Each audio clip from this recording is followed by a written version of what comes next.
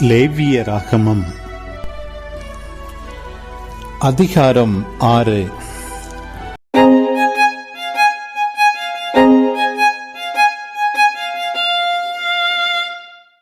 ஆண்டவர் மோசேயிடம் உரைத்தது: தம்மிடம் கொடுக்கப்பட்டிருந்த அல்லது பணயமாய் வைக்கப்பட்டிருந்த பொருளை ஒருவர் தம் இனத்தாரிடமிருந்து ஏமாற்றி எடுத்துக்கொண்டோ, அவரிடமிருந்து ஒரு பொருளை திருடிக் கொண்டோ, தம் இனத்தாரை ஒடுக்கி பறித்து கொண்டோ, காணாமற் போனதை கண்டெடுத்தும் அதை மறுத்து பொய்யாணையிட்டோ, இவற்றை போன்ற பாவத்திற்கு உட்பட்டு ஆண்டவருக்கு துரோகம் செய்தால் அவர் பாவத்திற்கு உட்பட்டு குற்றப்பழி உடையவராயிருப்பார். அவர் தாம் திருடிக் கொண்டதையோ ஒடுக்கி பறித்து கொண்டதையோ, தம்மிடம் கொடுக்கப்பட்டிருந்த பொருளையோ, காணாமற் போய் தாம் கண்டெடுத்ததையோ, பொய் ஆணையிட்டு பெற்று கொண்டதையோ, இவை அனைத்தையும் திருப்பிக் கொடுக்க வேண்டும். அந்த முதலை முழுமையாக கொடுப்பதோடு அதன் 5 பங்கை சேர்த்து குற்றப்பழி நீக்கும் பலி நாளில் உரியவருக்கு கொடுக்க வேண்டும். குற்றப்பழி நீக்கும் பலியாக நீ விதிக்கும் மதிப்பிற்கு சரியாக பழுதற்ற ஓர் ஆட்டுக்கிடாயை ஆண்டவருக்கு செலுத்தும்படி குற்றப்பழி நீக்கும் பலியாக குருவிடம் செலுத்த வேண்டும். அப்பொழுது குரு ஆண்டவருக்கு முன்பாக கரை நீக்கம் செய்வார். இவற்றுள் எதையேனும் செய்து குற்றத்திற்கு உள்ளானால் அது மன்னிக்கப் பெறும். ஆண்டவர் மோசேயிடம் உரைத்தது: ஆரோனுக்கும் அவன் புதல்வருக்கும் நீ கட்டளையிட்டு சொல்ல வேண்டியது: எரிபலி பற்றிய சட்டம் இதுவே. இரவு முழுவதும் காலை வரையும் பலிபீடத்தின் நெருப்பின் மேல் எரிபலி இருக்க வேண்டும். பலிபீடத்தின் மேல் நெருப்பு எரிந்து கொண்டே இருக்க வேண்டும். குரு தன் நாற்பட்டு அங்கியை அணிந்து தன் நாற்பட்டு உள்ளாடையை இடுப்பில் கட்டிக்கொள்ள வேண்டும். பலிபீடத்தின் மேல் நெருப்பில் எரிந்த எரிபலியின் சாம்பலை எடுத்து பலிபீடத்திற்கு அருகே கொட்ட வேண்டும்.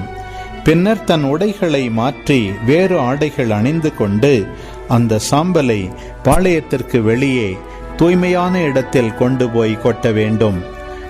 பலிபீடத்தின் மேல் இருக்கிற நெருப்போ அணையாமல் எரிந்து கொண்டே இருக்க வேண்டும்.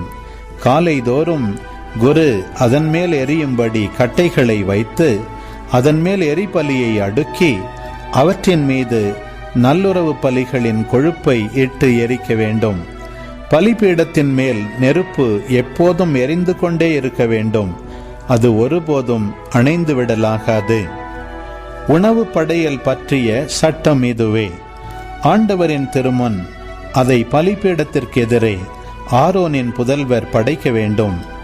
அவர்கள் உணவு படையலின் மிருதுவான மாவிலும் அதன் எண்ணெயிலும் உணவு படையலின் மீதுள்ள எல்லா சாம்பிராணியிலும் ஒரு கைப்பிடி நிறைய எடுத்து அதை நினைவு படையலாக பலிபீடத்தின் மேல் எரிப்பர். அது ஆண்டவருக்கு உகந்த நறுமணமிக்க நினைவு பலியாகும்.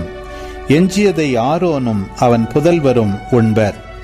அதை புளிப்பற்றதாக புனித தலத்தில் உண்பர்.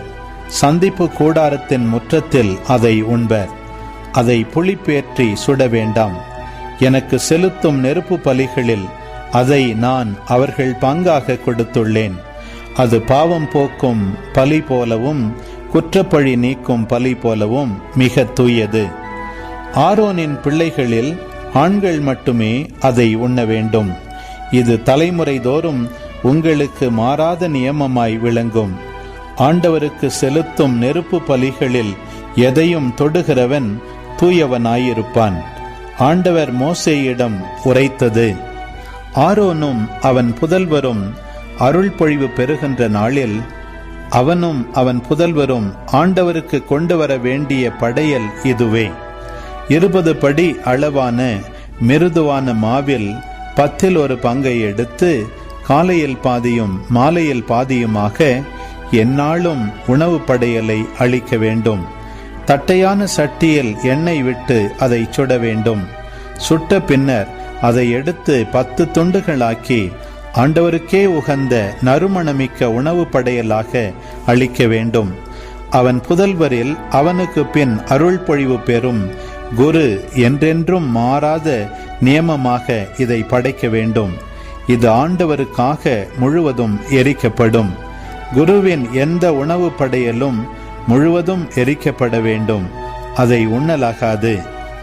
ஆண்டவர் மோசேயிடம் உரைத்தது: நீ ஆரோனிடமும் அவன் புதல்வரிடமும் சொல்ல வேண்டியது: பாவம் போக்கும் பலி பற்றிய சட்டம் இதுவே. எரிபலிக்குரியதும் பாவம் போக்கும் பலிக்குரியதும் பலியாக்கப்படுகிற இடத்திலேயே ஆண்டவர் திருமுன் அடிக்கப்பட வேண்டும். அது மிக தூயது. பாவம் போக்குவதற்கென அதை படைக்கும் குரு அதை உண்பார். சந்திப்பு கூடாரத்தின் முற்றமாகிய தூய தளத்தில் அது உண்ணப்பட வேண்டும். அந்த இறைச்சியில் படுகிற எதுவும் தூய்மையானதே. அதன் இரத்தம் ஒரு துணியில் தெரித்தால் இரத்தம் தெரித்த துணியை தூய தளத்தில் துவைக்க வேண்டும். அதை வேக வைத்த மண்பாண்டம் உடைக்கப்பட வேண்டும். வெண்கல பானையில் வேக வைத்தால் அதை தேய்த்து தண்ணீரால் நன்கு கழுவ வேண்டும். குருக்களில் ஆண் மக்கள் யாவரும் அதை உண்ணலாம். அது மிக தூயது. கரை நீக்கம் செய்யும்படி சந்திப்பு கூடாரத்திற்குள் தூயகத்திற்கு கொண்டு வரப்பட்ட இரத்தத்திற்குரிய பாவம் போக்கும் பலி உண்ணப்படலாகாது, நெருப்பில் எரிக்கப்பட வேண்டும். அன்பு உறவுகளே, இது உங்களுக்கான நேரம். இக்காணொளியில் ஒலி வடிவில் லேவியர் 6ஆம் அதிகாரத்தை முழுமையாக பார்த்தும் கேட்டும் ஜெபித்தும் இருப்பீர்கள்.